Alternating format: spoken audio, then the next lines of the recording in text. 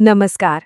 आज हम एक बहुत ही प्यारी, बहुत ही मशहूर कहानी के बारे में बात करने वाले हैं, जिसका नाम है देने वाला पेड़। ये कहानी है देने की खुशी के बारे में और एक ऐसे प्यार के बारे में जिसमें कोई शर्त नहीं होती, जिसे कहते हैं अनकंडीशनल लव। चलिए, इस कहानी में जाने से पहले एक सवाल से शुरुआत करते हैं। कभी सोचा है कि जब हम किसी की मदद करते हैं या अपनी कोई चीज किसी के साथ बांटते हैं तो कैसा महसूस होता है? ये पूरी कहानी बस इसी एक एहसास के इर्द गिर्द घूमती है। तो कहानी की शुरुआत होती है एक पेड़ और एक छोटे से लड़के की गहरी दोस्ती से। उनका रिश्ता ना बहुत ही खास था, खुशियों से भरा हुआ। एक ऐसा खूबसूरत रिश्ता जो हमें प्रकृति और इंसान के बीच के प्यार को दिखाता है। तो जब वो लड़का छोटा था ना, तो उसका रोज का काम था पेड़ के पास आना। वो पेड़ उसका सबसे अच्छा दोस्त जो था। दोनों साथ में खेलते थे। वो लड़का पेड़ की मजबूत डालियों पर खूब झूलता, उसके मीठे मीठे सेब खाता और खेलते खेलते जब थक जाता तो बस उसी की ठंडी आरामदायक छांव में सो जाता। सच कहूं तो वो दोनों एक साथ बहुत बहुत खुश थे। लेकिन देखिए, समय तो कभी एक जैसा नहीं रहता। समय बीतता गया और वो छोटा सा लड़का अब बड़ा हो गया, और उसके बड़े होने के साथ साथ उसकी ज़रूरतें भी बदलने लगी। और यहीं से उनके रिश्ते में एक नया मोड़ आता है। एक दिन लड़का जब जवान होकर वापस आया तो वो खेलने नहीं आया था, उसने कुछ और ही मांगा। उसे अब पैसों की ज़रूरत थी। यहीं से कहानी में एक बड़ा बदलाव आता है, जहां बचपन के वो खेल कूद पीछे छूट जाते हैं और दुनिया की जो ज़रूरतें हैं वो सामने आ जाती हैं। पेड़ ने कहा, अरे मेरे पास पैसे तो नहीं है, लेकिन तुम एक काम कर सकते हो, मेरे सारे सेब तोड़ लो और उन्हें बाजार में बेच दो। लड़के ने बिल्कुल वैसा ही किया, सारे सेब लिए और चला गया। और लड़के की मदद करके पेड़ बहुत खुश था, भले ही लड़का उसके बाद बहुत लंबे समय तक वापस ही नहीं आया। ये पेड़ के निस्वार्थ प्रेम की पहली झलक थी। कई साल बीत गए, लड़का फिर वापस आया। अब वो एक आदमी बन चुका था और उसकी जिम्मेदारियां भी बढ़ गई थीं। इस बार उसे अपने परिवार के लिए, अपनी पत्नी और बच्चों के लिए एक घर की जरूरत थी।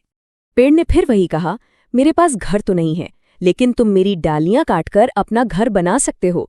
लड़के ने पेड़ की सारी डालियां काट लीं और अपना घर बनाने के लिए ले गया। और जानते हैं क्या, इस बार भी अपना इतना जरूरी हिस्सा देकर वो पेड़ बहुत खुश था। उसकी खुशी तो बस देने में ही थी। कुछ और साल गुजर गए। लड़का अब अधेड़ उम्र का हो चला था और वो दुनिया घूमना चाहता था। तो वो एक बार फिर उसी पेड़ के पास आया और बोला, मुझे एक नाव चाहिए ताकि मैं दूर जा सकूं। अब पेड़ ने अपना सबसे जरूरी हिस्सा भी दे दिया। उसने कहा, मेरा तना काटो और एक नाव बना लो। लड़के ने पेड़ का तना भी काट लिया, नाव बनाई और दूर, बहुत दूर चला गया। अब बेचारे पेड़ के पास एक ठूंठ के सिवा कुछ नहीं बचा था, लेकिन उसका प्यार वो अब भी वैसा का वैसा ही था। कहानी में हम एक बहुत ही भावुक मोड़ पर है, तो चलिए यहाँ थोड़ा रुकते हैं और कुछ ऐसे शब्दों पर ध्यान देते हैं जो इस कहानी के मतलब को और भी गहरा बनाते हैं। इससे हमें कहानी और अच्छे से समझ आएगी। तो हमारा पहला शब्द है प्लक, PLUCK, प्लक। इसका सीधा सा मतलब होता है तोड़ना। जैसे कहानी में लड़के ने पेड़ से सेब तोड़े थे ना, तो हम कह सकते हैं he plucked the apples from the tree. अगला शब्द है ट्रंक, TRUNK। इसका मतलब है तना। ये पेड़ का जो सबसे मोटा, जो मुख्य हिस्सा होता है ना लकड़ी का, उसे ट्रंक कहते हैं। लड़के ने इसी का इस्तेमाल अपनी नाव बनाने के लिए किया था। फिर है सेल, SAIL। इसका मतलब है नाव चलाना या पानी पर यात्रा करना। तो जब लड़के ने तने से नाव बनाई तो वो सेल्ड अवे, यानी वो नाव चलाकर दूर चला गया। और हमारा आखिरी शब्द है स्टंप, STUMP। स्टंप का मतलब है ठूंठ। जब पेड़ का पूरा तना कट गया तो जमीन पर जो छोटा सा हिस्सा बचा रह गया ना, बस उसी को स्टंप कहते हैं। तो अब जब हमने ये नए शब्द सीख लिए हैं, तो चलिए एक छोटी सी मज़ेदार एक्सरसाइज करते हैं। इससे हमें ये समझने में मदद मिलेगी कि कहानी की घटनाओं को एक सही क्रम में, एक सही ऑर्डर में कैसे बताया जाता है। अच्छा, अब स्क्रीन पर देखिए, यहाँ कहानी की कुछ घटनाएं लिखी हैं, लेकिन ये सही क्रम में नहीं है, मतलब आगे पीछे हैं। क्या हम सब मिलकर सोच सकते हैं कि पेड़ ने लड़के को चीज़ें किस क्रम में दी थी? पहले क्या दिया, फिर क्या दिया? तो ये रहा सही क्रम। सबसे पहले दिए सेब, फिर दी डालियां, उसके बाद दिया तना और एकदम आखिर में ठूंठ पर बैठने की जगह। देखिए, सबसे पहले, फिर, उसके बाद और अंत में, इन शब्दों का इस्तेमाल करके हम कहानी को एक फ्लो दे सकते हैं।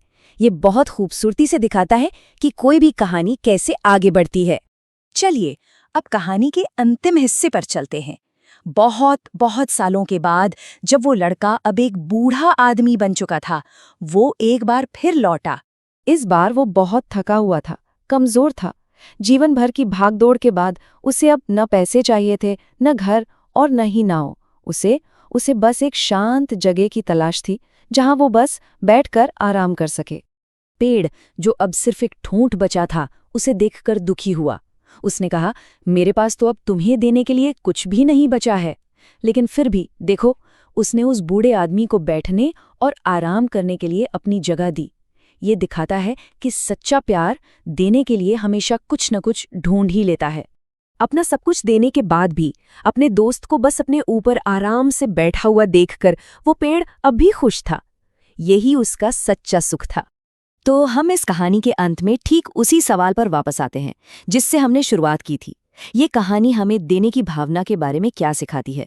क्या असली खुशी कुछ पाने में है या फिर सब कुछ दे देने में? इस पर जरूर सोचिएगा।